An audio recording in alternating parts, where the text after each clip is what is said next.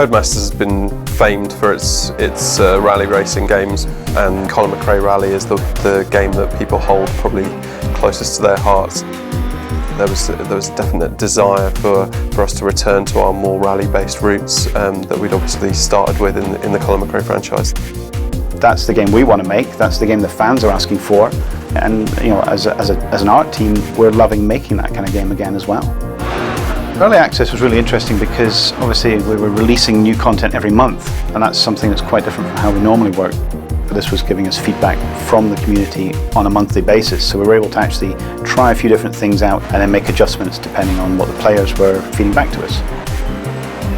The key pillar that we grew the whole game on was just the idea of making the most authentic and best rally racing experience that had ever been made.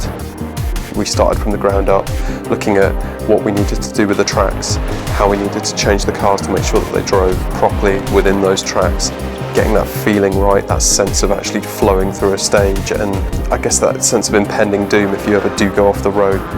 All of that stuff really fed into what it was to be a rally driver and the mindset that you approach those stages with. We wanted to find some of the best roads in the world of rally. We ended up with this huge variety of road and challenge. So as you move from location to location, you really feel the difference. The team go out to the locations sometimes 3 or 4 years in advance. The idea of actually being able to smell what the atmosphere is like there, being able to see the dust blowing over, gives them a much better perspective of what the environment should feel like when they get it into the game. I think you can tell that when you're playing the game that these aren't made up, these aren't lines which are just drawn for fun or gameplay purposes. We've gone the extra step to make those roads authentic to as they are in real life. These stages are much longer than anything that's been in DiRT before. I think that really helps to make it feel like you're on a journey through an environment, much like a real rally driver would be, and you really feel like you've achieved something when you reach the finish line at the end.